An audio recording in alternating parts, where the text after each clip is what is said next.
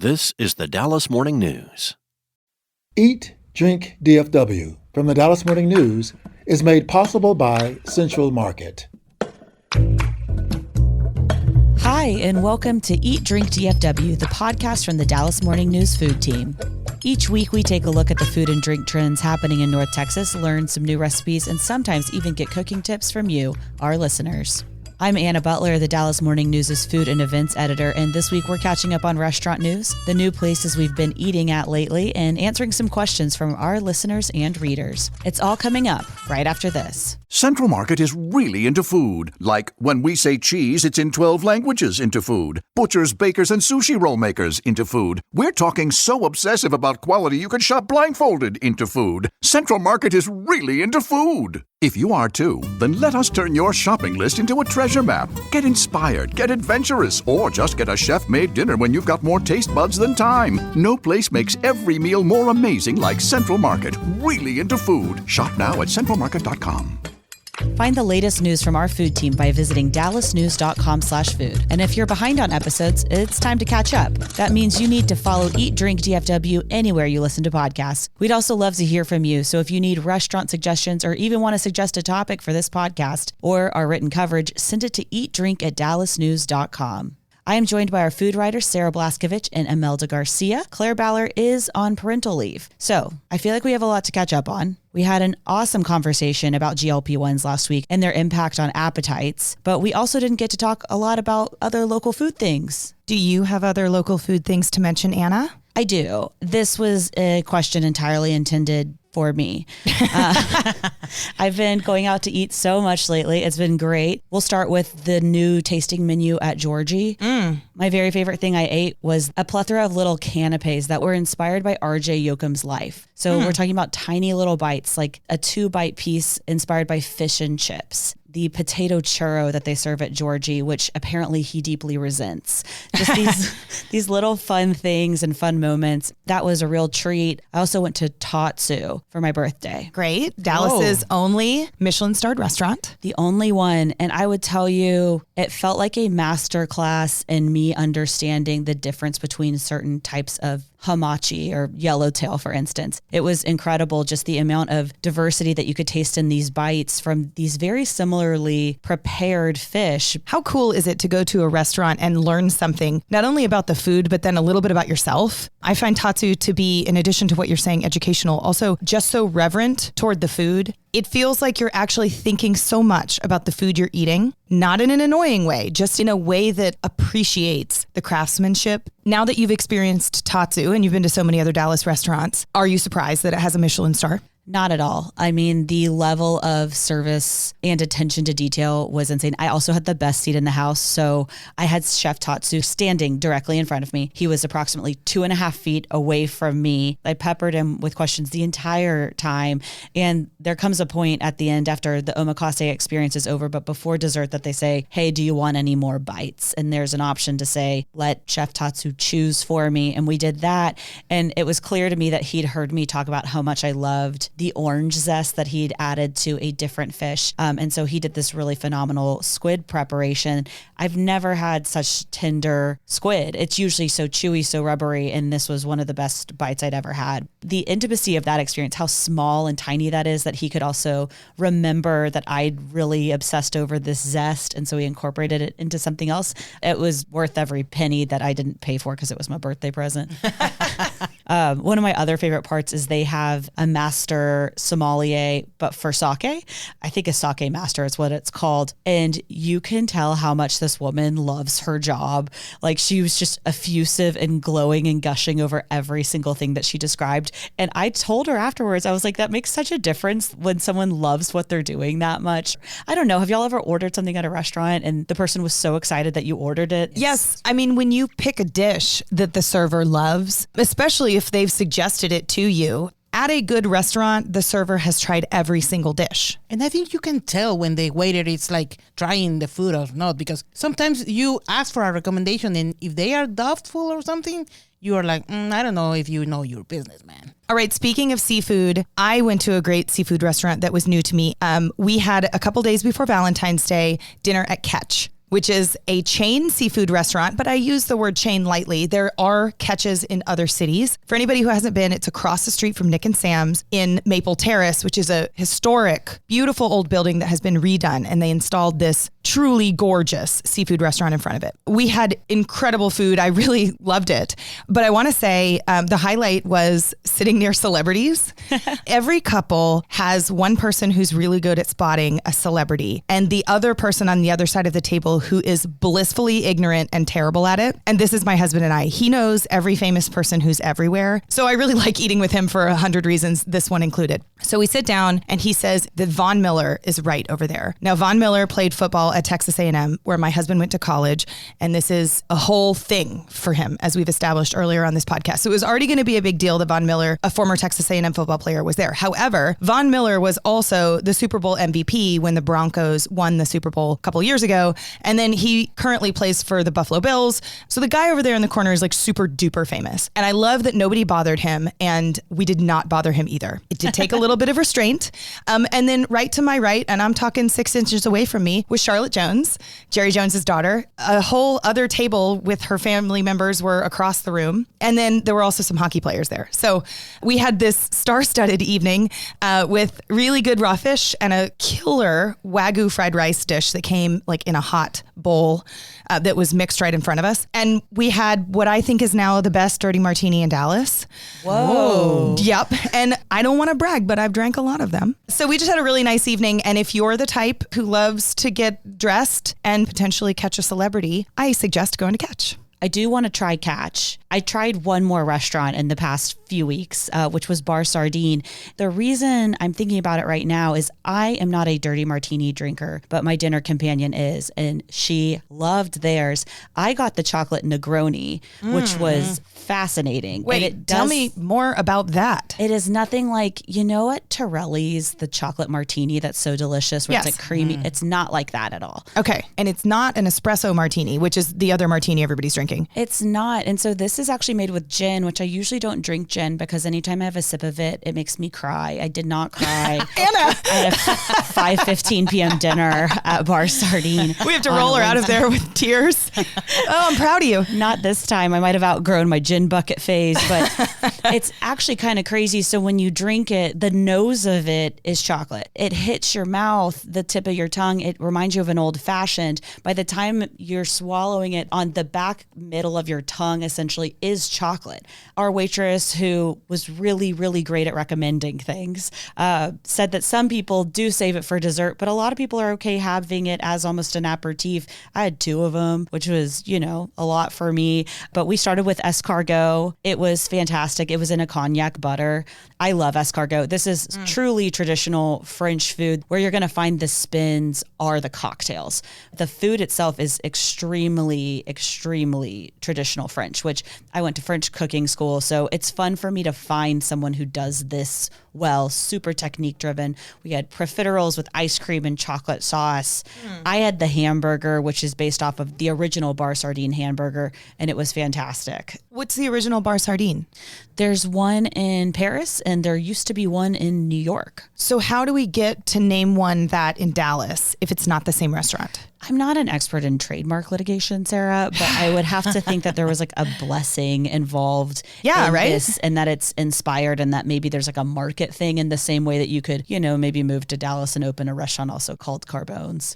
Which didn't go so well for the guy who was already here and had his restaurant named Carbone. Sad. We should mention just real briefly that Bar Sardine is owned by the group that started Hudson House and so many other restaurants in DFW, Brentwood, Jack and Harry's, and others like it. So Bar Sardine is what? The little bitty martini bar French food version of some of these other restaurants?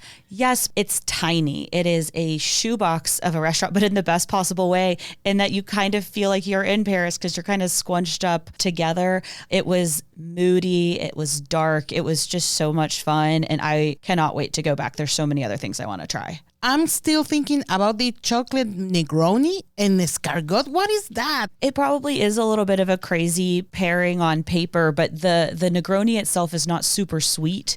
It has the flavors of chocolate the way that a barbecue sauce or a mole does, but it's not like I'm eating dessert right now. Chocolate can do that pretty well. Maybe not when I walked into the restaurant did I think I was going to eat really buttery escargot and like dip bread into butter while having a chocolate beverage. But it did actually work to me. I love that you have an adventurous palate. That is so polite. Imelda, have you been anywhere new? Actually, I don't. But you know what? My mom is in town. She's retired now in Mexico. And she tried this recipe for tortas ahogadas. I don't know if you know what that is. No, what is it? Literally, it's a bolillo. It's a bread filled with meat and bathed in a very, very, very hot salsa. And I was almost crying because it was really, really hot. But was it also really good? Was that why you were It almost was good, crying? but you know what? My mouth felt like this, like when you have the lips are like that.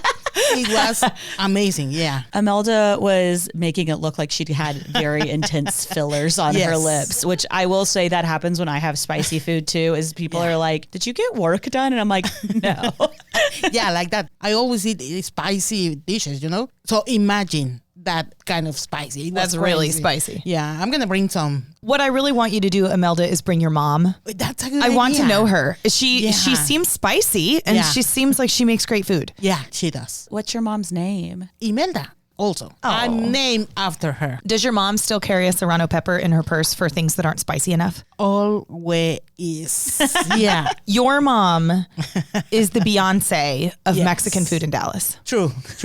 Yeah, because Anna, maybe you don't know that, but when my mom eats out and the food is not as spicy, she always opens her purse and squeezes a bag full of chile serranos. So she buy the She chile. literally has Yes. hot stuff in her bag. This is 100% the first time I'm hearing it, but I would really? say kindred spirit for me who carries a small tin, like, you know, the mini Altoids tin where it slides on the top. Yes. I do that, but with Maldon salt, Oh. where I'm like, this needs flaky salt. Things Oh, need that's flaky interesting. salt all the time. Oh, but like you don't want to be a jerk about it. Yeah, I mean, the right restaurant, I'm not whipping out my salt. I did not have to do that at any of the three places I mentioned, not at Georgie, Tatsu, or Bar Sardine.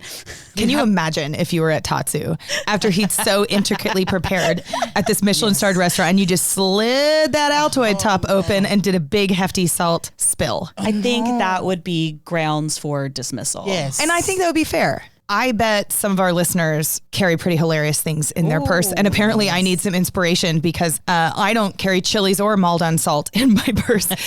So if you are one of those people, email us at eatdrink@dallasnews.com and tell us what funny, interesting, or strange thing you keep in your purse. You can find stories on what we've been working on lately by visiting dallasnews.com/food. We're going to take a short break. And when we come back, we're going to answer some questions from listeners and readers. That's next.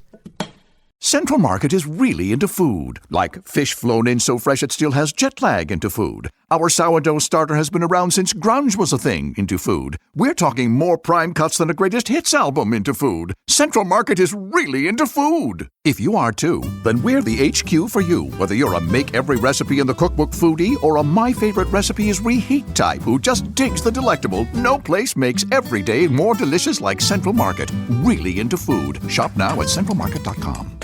Welcome back. Before we get to reader questions, a quick reminder that giving our podcast a good review on Apple Podcasts helps other people find it. So if you like it, please say so. It would mean the world to us.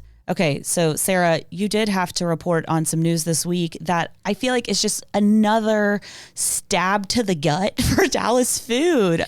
That's right. Our retail reporter announced that the original Neiman Marcus in downtown Dallas is closing at the end of March. And that, pause for reflection.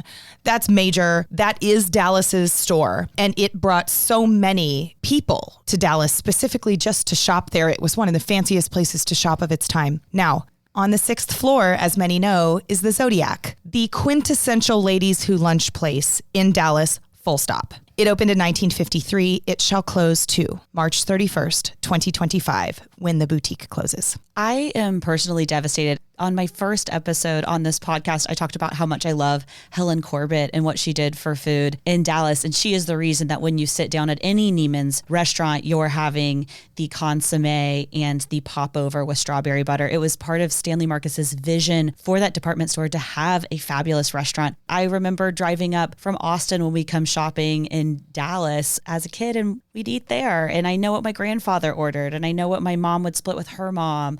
This just feels like a loss. It does. And the other Neiman Marcuses, which I think are expected to remain open, no longer have a Zodiac. They used to, and they changed all the names in 2019.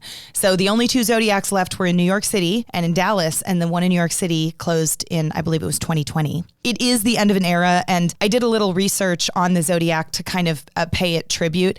And one of my favorite fun facts is that Grace Kelly has eaten there. It sort of feels like a restaurant of your dreams kind of place because it's just so fancy and so fiercely feminine. And it will really be missed. If you want to go, you can go between now and March 31st. It's a great time to make a reservation. Wait, Julie's dying to say something. Y'all, I am devastated because this was a little family thing that we did every year. We would do the holiday buffet. And it was such a big thing for my kids. And the past 2 years, I've insisted on going to other places because I'm like, you're older. We need to try some more of these more traditional. You know, we did Albernay, we did Mott High Ba this year, and they're going to kill me. Yeah. They're going to be we're going to have to go over spring break. I wish they would do another holiday buffet. Sorry, that's just for me, ultimately. This is killing me, though. Well, if you do want to stop in and you work in downtown, they extend a discount to people who lunch there that work downtown. I believe it is 20% off, which almost makes it affordable. This is news to me. I wonder if they would let us record a podcast there before it closes. Ooh, that would be great. I would love to do that. And I do think that would help honor. It's one of many ways that we're trying to remember a place, before it's gone. I'll try not to cry, but I will get working on that. Okay, so now we want to answer a couple of questions from our readers. And just for fun, I sent around on X a question. Hey, North Texas foodies, what do you want to know? What's a question that's on the tip of your tongue that we can answer for you? Ask us anything. And we got so many fun responses. So I've picked a couple of my favorites, and you guys know I love to play like a round robin game. So Anna, why don't you go first? I still can't get over that you called it X because I will never not be able to call it Twitter. It's tough. I sort of choke on it every time. And then I think about Elon Musk's favorite child, X, because he has like a million of them, but he keeps taking that one to the White House. And that child's name is X. That's how I get there. Okay, here's my question. At which restaurants do you never skip dessert? So I don't love super sweet things, but I will never, ever skip dessert at Rise Soufflés, of course, Rise #1 here in Dallas at Inwood and Lovers in Inwood Village. I love the pistachio one there and the pecan praline, which is sweeter. Bar Sardine, already brought it up, but man, profiteroles, those are hard to find in Dallas. These were stuffed with ice cream, chocolate drizzle over the top, homemade chocolate ice cream. And the chef was going around doing these like heaping scoops of chocolate mousse on people's plate. And he does it for you. Very normal in France, not normal here to have like a big pot of something that someone's like lunch ladying onto your plate. Wow. Wait, I want that so much. I love chocolate mousse. One of my favorite things in all of the land though is a cookie. I love good cookies. Very rarely does a restaurant have a cookie as a dessert, but Loro does. Theirs is chocolate chip with salted toffee and almonds in it, and that is a great cookie. Ooh. Are there any places y'all won't skip dessert? Not to keep jumping on Mott High Ba, but that chocolate cake there is insane. You can get that same chocolate cake at Pillar, the Mott High Ba sibling restaurant in Oak Cliff. Good one, Julie. Okay, another question from our readers. Direct quote. What does Joe Tease do with all that cash? That's a really good question. Yeah, Joe T. Garcia's has that tiny little menu and a bazillion people who want to eat there all the time. Of course, we're talking about the more than 90-year-old restaurant in Fort Worth. And I'm going to politely say that was a funny question that we're not going to answer because I don't know. Okay, Imelda, we have a really great question that I think you can answer. Yes. What's the story behind Mia's? We always drive by, and last week we decided to eat there. Great food and family atmosphere. Yeah. The story of Mia's began in 1981, so it's an old place by now. And they opened it in Lemon Avenue, and since then, they have been serving all these Tex-Mex classics, so to speak. this is a mom and pop establishment, funded by Tiburcio Butch Enriquez and Anita Mamma Mia Enriquez. And that's where the name come from Mamma Mia, Mia's restaurant. I would like Mamma Mia to be my podcast nickname. And this place is so popular that even George W. Bush have eaten there. And it was a favorite of Tom Landry. So this is a very popular spot. And one of the classics is chile rellenos. I don't know if you have ever tried chile rellenos. Yes. Oh, I love chili rellenos. Yes, they are good. Huh? I also like Mia's brisket tacos. I feel like they were part of the popularity of that dish in DFW. I'm not going to say they're the first or last, but they make a darn good one. I always order Ernesto's special, which is a grilled chicken breast with sour cream sauce on it. It's something that I think of to me as Dallas Tex-Mex that we do not have in Austin.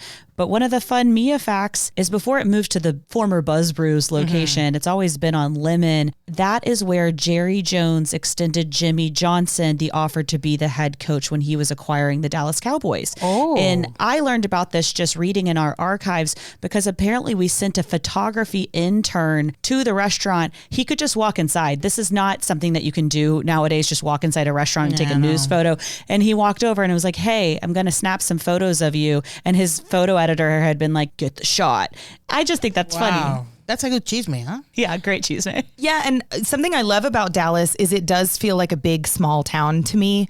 It feels like a lot of people know other people. We certainly know each other's business. And so like stories like that one is just an example of, like how we caught an important moment in real time. And that was a Dallas Morning News intern who took that picture. All right, last question. And I'll take this one. Albert asks, can you compare old barbecue joints like Angelo's to the new ones popping up like Bricks and Hurtado's? And he's mostly asking about Tarrant County barbecue, but I want to answer this from a North Texas point of view because we've got a lot of listeners everywhere. How I compare the old barbecue joints and the new barbecue joints is to consider them differently. We have old school and new school barbecue, and to put them on the same playing field, in my opinion, as a big time barbecue eater, it isn't fair. New school barbecue is maybe as much science as art. There are quite a few people who have mastered the art of making perfectly peppered and fatty brisket. And I will mention a few in a minute here. But old school barbecue joints, while they might make great brisket and great other meats, it is less important, I think, exactly how they do their craft. It's more like, hey, let's go get a great price on a barbecue sandwich. Let's put some sauce on it. Let's get some great sides. Maybe somebody makes an excellent potato salad, coleslaw, banana pudding. Call it a day. These new school places, Cadillac Barbecue, Zavala's, Goldie's, Panther City, those are 4 examples, in my opinion, of some of the best barbecue we have in DFW. We recently talked about Vaqueros, which opened in Allen. That's another one that's going to be part of the conversation. I just don't think you look at a 90-year-old barbecue place and a 2-year-old barbecue place in the same way at all. And that's okay. They serve 2 purposes. I think that's a much kinder way to look at it than I do because it actually irritates me at times because I grew up in Central Texas, also, a barbecue mecca. And what makes me angry are people going and trying something like the Salt Lick and being like, their barbecue's not good because it's not the same as Aaron Franklin's spot. And it's like, well, I mean, he's devoted his craft to making this perfect brisket. And the Salt Lick, it is so different. I think that that's a better way to look at it, the apples and oranges, because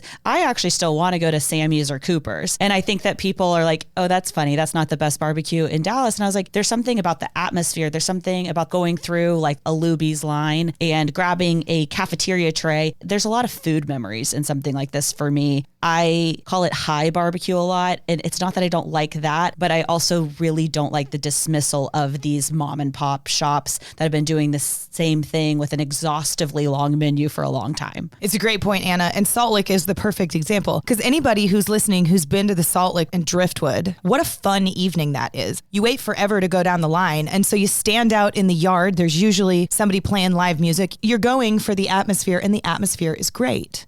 We've talked quite a bit about barbecue as it was covered by Michelin.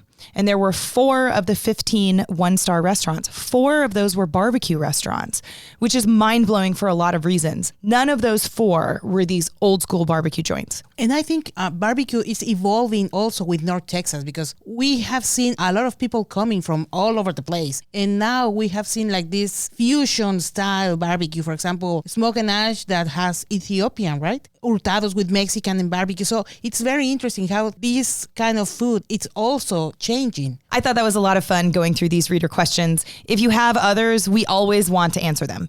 Go to eatdrink@dallasnews.com and tell us what's on your mind. Hopefully we can get you answers quickly. And don't forget to tell us, what do you have in your purses? I want to know, what kind of food do you have in there? And to make this more inclusive, men, what are you keeping in your pockets? Oh my gosh.